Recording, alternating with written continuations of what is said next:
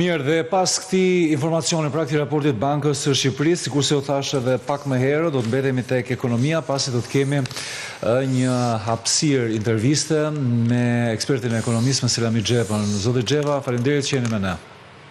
Në fakt, ne kemi qenë gjithmonë të fokusuar tek ekonomia dhe jemi përpjekur që të kuptojmë pak më shumë. Dhe nuk duam të lëmë jashtë vëmendjes ndikimin që sektori i turizmit, për cilin po flitet kudo, dhe që është një temë kryesore dhe edicioneve tona informative, jo vetëm tani gjatë verës, por në fakt ne duam që të jetë gjatë gjithë vitit, ka patjetër edhe efektet në ekonomi. Në një plan makro, çfarë përfitimesh ka aktualisht Shqipëria nga të gjitha të ardhurat që merren nga turizmi? Është vërtet që gjatë 3-4 viteve të fundit turizmi është shndërruar në motorin kryesor të rritjes së ekonomisë të vendit dhe në fakt është sektori që ka udhëhequr këtë proces ka qenë kryesisht sektori i turizmit. Nga pikpamja e rëndësisë vetë eksporti ose të ardhurat nga turizmi pothuajse e kanë tejkaluar të ardhurat që siguron ekonomia nga eksporti i maldrave, çka do të thotë pra që gradualisht Shqipëria është tashmë një sektor është shndërruar në një ekonomi shërbimesh jo vetëm për brenda vendit, por edhe për jashtë vendit, duke bërë këtë dhe si thua faktorin më të rëndësishëm për të konsoliduar le të themi zhvillimet e brendshme makroekonomike. Por nga ana tjetër, duke qenë se turizmi është i lidhur me me një popullsi masive të vendit, pra ka dhe një efekt dhe në shpërndarjen e të ardhurave. Fakti që një pjesë e madhe e qytetarëve kanë investuar në tregun e pasurive të paluajtshme gjatë këtyre viteve dhe i përdorin tashmë këto investime të kryera për qëllime investimi, për qëllime riinvestimi në këtë rast ose për akomodimin e turizmit, do të thotë që këto sigurojnë të ardhura jo thjesht më tashmë në kuptimin makroekonomik, pra si udhëheqës rritjes ekonomike, por nga ana tjetër kanë edhe efekt të drejtë për drejtë në të ardhurat e familjeve. Nga na vinë net të ardhurat më të mëdha prej turizmit, pra si thua nga cilin nën sektor i turizmit, nga këto strukturat akomoduese, nga restauracioni apo hoteleria, domethënë ka një lloj orientimi se nga grumbulloj më shumë të ardhura në mënyrë që edhe aty të fokusohet më shumë vëmendja? Në fakt, statistika që jep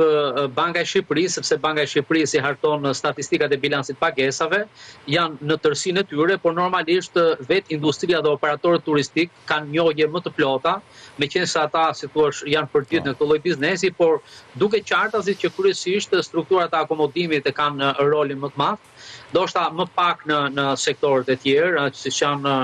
do të thoya turizmi kulturor, fjala vjen, apo aktivitetet tjera sportive etj. Kështu që ndoshta për momentin fokusi kryesor i turizmit nga pikpamja e burimit të ardhurave janë qoftë akomodimi, pa diskutim edhe kulinaria. Këto janë edhe dy shërbimet kryesore që i kontribuojnë thesit të madh të ardhurave që siguron ekonomia nga ky aktivitet. Por fakti është që turizmi është një nga zërat kryesore në kontributin e të ardhurave në buxhet, apo jo, zoti Xhepa? Është gati më shumë se 10% e GDP-s, çka e bën siç thash edhe më të rëndësishëm se eksporti i maldrave. Faktikisht eksporti i maldrave ka patur një rënje gjatë viteve të fundit edhe për shkak të fuqizimit të monedhës tonë kombëtare dhe zhvlerësimit drastik të euros. Dhe ky efekt negativ mendoj që është kompensuar më shumë nga rritja e të ardhura nga sektori i shërbimeve. Po, vetëm një pyetje, meqense dolët dhe ju te kjo, po themi nën tema. Ka lidhje, po themi zhvlerësimi i monedhës europiane kur ka shumë euro që qarkullojnë në vend, dhe sidomos po themi edhe tani gjatë sezonit turistik, dihet që shumë veprime kryhen në euro, për shkak se edhe shumë turistë të cilët mbërrin në vendin tonë, atë kanë edhe si monedhë në shumë raste. Është vërtet që krahas burimeve tradicionale të hyrjes kapitalit huaj, që përgjithsisht në ekonominë tonë ka qenë eksporti i maldrave dhe të ardhurat nga investimet e huaja direkte. Aktualisht gjatë viteve të fundit ka patur një prurje të shtuar të ardhura që vijnë nga shërbimet, pra si gjithmonë duke i reduktuar në trajten e turizmit, sepse turizmi është sektori kryesor i shërbimeve dhe për pasojë, si thua, kjo ka patur dhe efektin e vet edhe në fuqizimin e monedhës tonë, rritja e kërkesës për monedhën tonë kombëtare. Por sidoqoftë, mendoj që ky fuqizim i monedës pa diskutim që ka patur efektin e vet negativ jo vetëm në eksportin e mallar, por njëkohësisht duhet thënë edhe në të ardhurat e qytetarëve apo dhe vetë sektorin e turizmit, sepse të ardhurat e turizmit e përfituesve nga industria e turizmit përgjithsisht të konvertuar në monedë kombëtare vijnë drejt rënjës. Po mirë, një sqarim, ne përfitojmë të ardhura, po themi nga turizmi, por në anën tjetër kemi edhe një lloj penalizimi vetë, si thua, nga është vlerësimi i monedës europiane, si qëndrojnë të dyja bashkë këto dy elemente? Ky është një mallkimi që njihet edhe në teorinë fenomeni mallkimi që njihet në teorinë ekonomike, kur një burim shndërrohet jo në burim të vërtet, por shndërrohet në një lloj mallkimi. Kjo quhet edhe Dutch disease, pra sëmundja holandeze, për arsye se kur Hollanda zbuloi rezervat mëdha nafte dhe gazi, pati efektin tjetër negativ që guldeni holandez në atë kohë u fuqizua shumë dhe përpasoj goditi gjithë pjesën tjetër të ekonomisë. Dhe kjo është rasti pra kur le të themi një mirësi apo një fuqizim i ekonomisë në një sektor të caktuar mund të prodhojë efekte negative për sektorët e tjerë,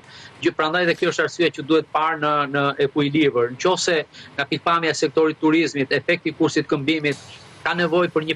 ripërshtatje strategjisë të operatorit turistik, pra nënkupton në këtë rast një targetim të atij segmenti pak më të turistit më të pasur, po e them në fjalë popullore, pra të një segmenti ku turisti nuk është vetëm thjesht me kosto të ulta, por edhe këtu është më e kollajt pra që kjo industri të pozicionojë veten e vet, ndërkohë që do jetë më e vështirë përshtatja për sektorët e tjerë të ekonomisë, në veçanti për eksportuesit, fjala vjen, apo prodhuesit e brendshëm. Po kur ne ta kemi monedhën e euro, monedhë, si thua, në përdorim për shkak edhe të proceseve integruese, të cilat po afrohen gjithnjë më shumë, çfarë do ndryshojë? Atëherë Shqipëria nuk do të ketë më tregti të jashtme, Shqipëria do të jetë pjesë e një tregu shumë më të gjerë dhe përpasoj, sepse kuptimi i monedhës dhe i monedhës huaj merr rëndësi vetëm kur ballafaqohet në transaksione ekonomike. Nëse ne përdorim një monedhë si për transaksionet e brendshme dhe për transaksionet e jashtme, atëherë humbet koncepti i kursit këmbimit. Kjo është arsyeja pra që ekonomia e brendshme bëhet pjesë e një ekonomie shumë më të madhe, siç është ekonomia europiane, dhe roli i kursit këmbimit në atë rast do të jetë shumë modest dhe do të marrë vetëm thjesht me dollarin, i përcaktuar në këtë rast jo më thjesht nga struktura e tregut tonë brendshëm, por nga zhvillimet në tregun ndërkombëtar, kuptohet midis Europës edhe Shteteve të Bashkuara. Në këndvështrimin tuaj si një ekspert i ekonomisë, ku duhet që të fokusohen më shumë, po themi, industria e turizmit në Shqipëri në mënyrë që të rrisë eficiencën e të ardhurave, të ketë më shumë të ardhura? Unë e thash paksa që ka nevojë tashmë që operatorit turistik të vendit të targetojnë ose të fokusohen në një segment tregu më të lartë, nëse deri tani problemi kryesor i Shqipërisë ishte njohja dhe krijimi një emri në tregun ndërkombëtar turizmit. Tani që Shqipëria e ka fituar këtë vëmendje dhe në fakt ne shikojmë që edhe në përditshmërinë tonë që numri vizitorëve ka ardhur në një rritje mjaft të fortë gjatë viteve të fundit, atëherë ka nevojë që të shkojmë paksa në një segment më të lartë, edhe kjo duhet bërë sa më shpejt që të jetë e mundur. Çka do të thotë pra që paketa turistike, produkte turistike duhet të synojnë atë lloj të operator, atë lloj të kategori të turizmit, e cila vjen në një numër më të vogël dhe siguron një vlerë më të madhe të shtuar në ekonominë e brendshme. Për shembull kur thot bank, kjo pastaj lehtëson paksa edhe presionin që vendoset mbi infrastrukturë dhe shërbimet e brendshme urbane, të cilat në turizmin në shkallë të gjerë masiv sigurisht që kanë prodhuar edhe ato problemet e tyre. Ja, se për këtë duhet t'ju pyes, kur Banka e Shqipërisë thot për shembull që gjatë muajit maj u rrit besimin në ekonomi, për shembull sipas raportit më të fundit që kontribut pozitiv thot patën tregues si shërbimet dhe industria. Flasim pikërisht edhe për këto shërbime, pra apo mbi të gjitha për këto shërbime? Kur flasim për shërbime në raport me tregun e jashtëm, pa diskutim që turizmi është kategoria kryesore e shërbimit. Në tregun e brendshëm sigurisht janë dhe shërbimet e tjera, është tregtia me pakisë, tregtia me shumicë, dhe nën sektor ka një kategori të madhe nën sektorësh, por në bilancin e pagesave dhe kur flasim për sektorin e jashtëm të ekonomisë, pa diskutim që turizmi është kategoria më e rëndësishme, ndërkohë që shërbimet financiare në rastin tonë janë shumë më modeste. Por turizmi pa diskutim, siç e thash edhe një herë, përbën shtyllën themelore të gjithë dhe që udhëheq të gjithë kategorinë e shërbimeve, të cilat kontribuojnë gati 60% të ekonomisë sonë kombëtare. Ndërkohë, ka një interes shumë të madh nga ana e qytetarëve për të përfshirë në këtë çështjen e të famshmeve Airbnb, si thua, apo dhënies banesave për përdorim me net të caktuara akomodimi. Është ky një model që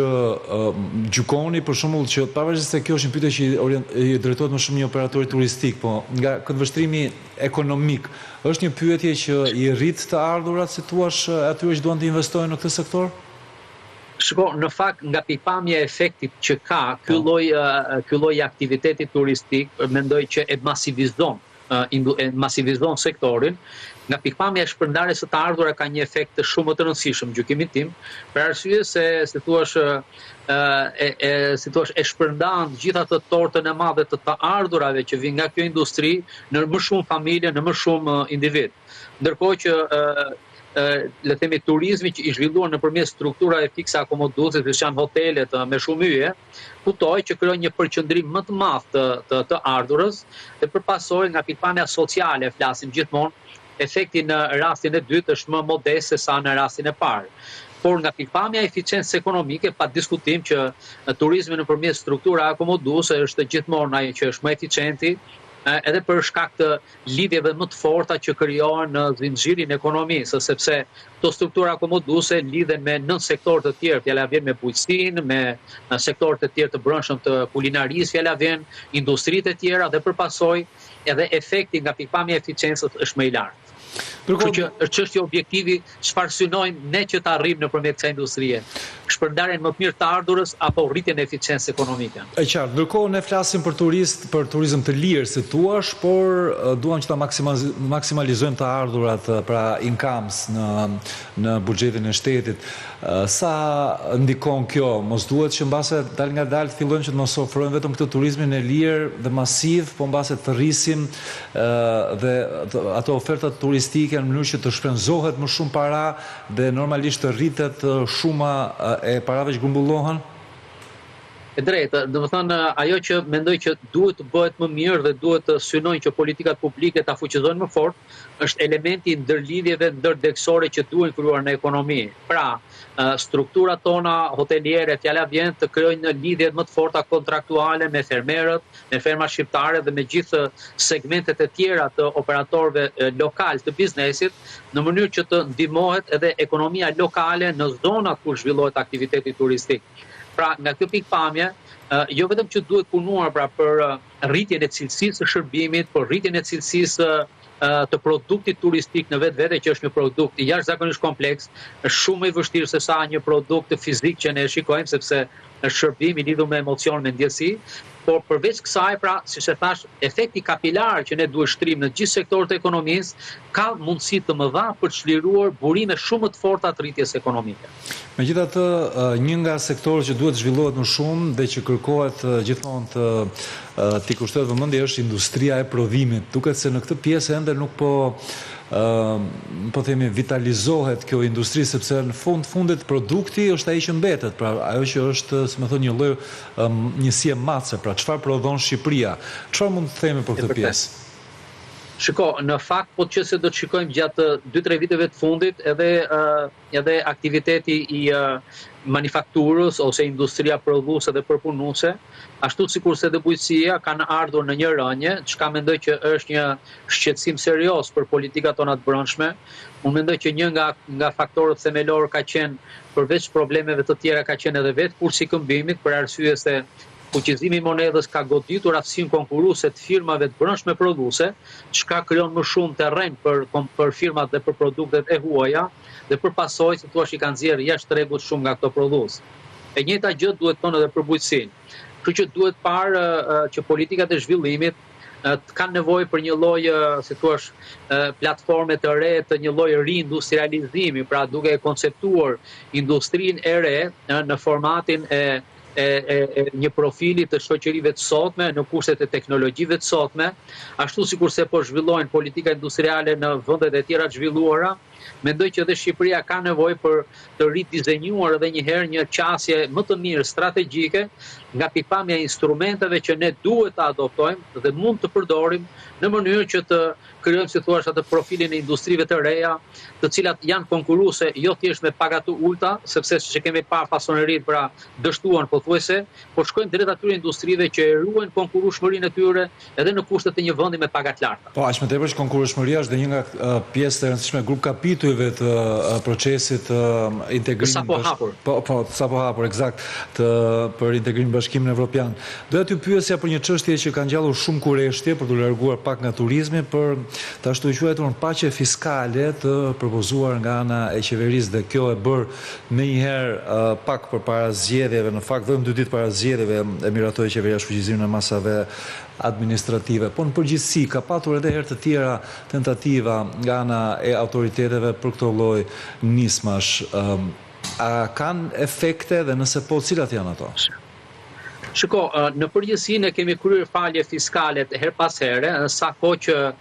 le themi bilancet kontabël të qeverisë fillojnë dhe rëndohen nga borxhet e trashëguara, të cilat shpesh për shkak edhe të ineficiencës në sistemin e drejtësisë ngelen, si thua, stoqe të cilat asnjëherë nuk rivendosen. Pra, këto lloj praktikash janë ndjekur edhe në periudhat e kaluara dhe nga pikpamja financiare, efektet e saj nuk kanë qenë të ndjeshme për buxhetin e shtetit. Në rastin më të mirë, të ardhurat e buxhetit kanë qenë diku ke rreth 30 milion euro, që është një shifër goxha e madhe. Por e madhe në kuptimin jo të financave publike, se flasim për një buxhet me 8 miliardë, kështu që 30 milionshi është pra qëllimi nuk është thjesht nga pikpamja e impaktit që ka në rritjen e të ardhurat buxhetit. Unë mendoj që qëllimi kryesor edhe në këtë rast është e para pastrimi i gjendjes së llogarive si themi të bizneseve nga një anë dhe të qeverisë, por më së shumti unë e kam parë si një nevojë për të formalizuar më shumë biznesin, që në këtë periudhë 3 vjeçare derisa Shqipëria të adoptoj të gjithë ato kapitujt, pra dhe të mbyll negociatat e gjithë kapitujve në kuadrin e procesit të integrimit evropian, në mënyrë që në fund këtij procesi, që është viti 2027, bizneset të kenë mundësinë që të shfaqin, le themi, gjithë potencën e tyre, gjithë fuqinë e tyre me kapitale, në mënyrë që gradualisht ato të rivlerësojnë bilancet dhe pastaj të hyjmë, si thua, si konkurrent të denjë dhe me, si thua, të jemi të pastër në këtë garën e konkurrencës. Megjithatë, tek çështja e informalitetit, ndikon kjo, po themi, e ashtu quajtur paqe fiskale, se dihet që me informalitetin ende ka probleme një ekonomi si e jona? Shiko, pa diskutim që po, e para njërë e kemi thënë gjithmonë që nga pikpamja e mesazhit që përcillet nuk është asnjëherë i mirë, sepse është normale që një vend që duhet të forcojë disiplinën, normalisht gjithmonë faljet e kanë këtë problemin e moralit edhe të moralit keq, që nxit moralin e keq, por nga ana tjetër, qasja që është adoptuar dhe që kam parë unë që është adoptuar në këtë rast, është e tillë që e para njërë do të synoj të shmang sa më shumë të mundur atë, si thua, administrimin, le të themi, të keq fiskal, pra fakti që bizneset vizitojnë her pas here, ngacmohen etj, pra arbitraritetin, synon ta shmang arbitraritetin. Dhe biznesi, duke autodeklaruar një pagim normal të tatimin, vifitimin, fjala vjen, bazuar qoftë në historikun e tij fiskal, qoftë edhe në projekcionet makroekonomike, kjo, si thua, krijon një periudhë ku biznesi, si thua, nuk ngacmohet më nga administrata tatimore, dhe në këtë kuptim e lexoj fjalën paqe. Po ju shikoni për shembull që biznesi shqiptar ka ende tentativa për shmangje, po themi të shmangje fiskale, apo kjo është në rënje? Shiko, faktikisht duhet thënë që evazioni fiskal në Shqipëri në kategoritë caktuar të ardhurave vazhdon mbetet e lartë në gjykimin tim, nëse fjala vjen lufta ndaj informalitetit në kuptimin e punës së zezë, mendoj që ka patur sukses, pa diskutim, sepse numri të regjistruar në skemën e sigurimit shoqëror ka patur një rritje mjaft të lartë gjatë viteve të fundit. Ajo që vazhdon mbetet problem për shembull është nën deklarimi. Kështu që në disa segmente të caktuara mendoj që efekti ka qenë qartazi dhe i dukshëm pozitiv, por fenomeni vazhdon në gjykimin tim që të mbetet shqetësues për segmentet caktuara të kategorisë të ardhura, edhe në rasti konkret. Për tatimin, vizitimin, fjala vjen, për kategoritë caktuara të biznese, mendoj që kjo ka hapësira përsëri të mëdha të evazionit fiskal dhe kjo është arsyeja që kjo periudhë 3 vjeçare mund shërbej si bazë që biznesi të formalizojë bilanset e tyre pa patur dëshkime serioze. Dhe nga ana tjetër, si thua, përgatiten dhe hidhen bazat që mbas kësaj periudhe biznesi të jetë më i qëndrueshëm edhe më objektiv në raportimet e veta financiare. Dhe pyetja e fundit, zoti Xheva, do mund të themi që kontributi që qytetarët shqiptar japin përmes taksave përkthehet, po themi, në investime, të cilat çojnë në një përmirësim që ai do të ishte dhe qëllimi kryesor, pra i jetës të këtyre qytetarëve dhe i mënyrës se si ata, po themi, se si ata jetojnë. Drini, nevojat e ekonomisë dhe shoqërisë tonë janë të jashtëzakonshme dhe nga ana tjetër duhet thënë që kontributi jon përmes taksave është mjaft modest. Mos harrojmë që në vendet e Bashkimit Evropian, qytetarët kontribuojnë rreth 50% të GDP-s në kontribute në taksa dhe në tatime, ndërkohë që në Shqipëri ky kontribut nuk shkon 28-29% e GDP-s. Ju po thoni që marrin më sa japën. Ky është problemi, pra, që nevojat janë shumë të mëdha dhe nga ana tjetër, duke i shkoqitur financat publike në shumë mini projekte të vogla nga njëra anë dhe nga ana tjetër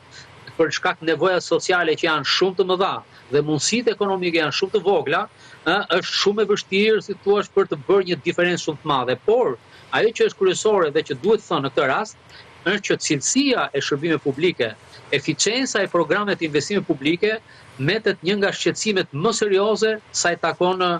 eficiencës të menaxhimit të shpenzimeve në tërësi, edhe të financave publike në tërësi. Pra ky ka qenë një problem dhe një gangrenë serioze dhe kjo lidhet pastaj me sistemin e qeverisë në përgjithësi, duke filluar që nga përzgjedhja e projekteve të investimeve, nga realizimi i projekteve të investimeve, nga kostot me cilën realizohen shpesh projektet tona, nga abuzimet e shpeshta që ne shikojmë dhe që fatkeqësisht raportet e kontrollit shtetit vazhdojnë që të tregojnë problematikë serioze që kemi në procesin e prokurimit dhe në kryerjen e investimeve dhe të veprave publike përmes këtyre taksave. Pra e para kontribuojmë pak në financa publike dhe e dyta dhe ato që i kontribuojmë fatkeqësisht nuk i marrim braksht në cilësinë që normalisht kjo shoqëri ka të drejtë që të pretendojë. Dhe normalisht nuk do të kishte nevojë mbase edhe për amnistira të kësaj natyre her pas here, nëse këto para do të shpërndaheshin në formën e dur, apo jo? Shiko, ka qenë një libër dikur thoshte që po bëjmë një luftë që të japim fund gjithë luftrave të tjera. Edhe ne gjithmonë kemi thënë po bëjmë një amnisti fiskale që të mos bëjmë asnjë tjetër, por fatkeqësisht kemi bërë kaq shumë dhe kjo i ka humbur edhe kuptimin vetë procesit, sepse faljet bëhen një herë në një brez, nuk bëhen faljet pra një herë në një gjenerat, nuk bëhen falje çdo 4-5 vite sepse kjo humbet kuptimin dhe siç e thash, përcjell një leksion shumë të keq nga pikpamja e moralit dhe e shtura të disiplinën e ligjit dhe kjo nuk është as pak një gjë e mirë. Unë ju falenderoj për kohën dhe për këto, po themi, përgjigje sqaruese për ekonominë dhe disa çështje që ne do të diskutojmë. Ju falenderoj zoti Xheva ishte me ne, për ju përshëndes që qëndruat me ne pikërisht për të na treguar dhe për të na dhënë përgjigje. Mbi të gjitha morëm pak informacion mbi çështjen e turizmit në fillim, por më pas edhe për paqen fiskale dhe marrëdhënien mes qeverisë dhe biznesit. Ekonomia shpeshherë është një furnizues i mirë që na angazhon edhe në bisedat tona në studio, këtu në Klan News, do të shkëputemi për pak publicitet dhe do të jemi sërish me tjera informacione dhe tjerë të ftuar.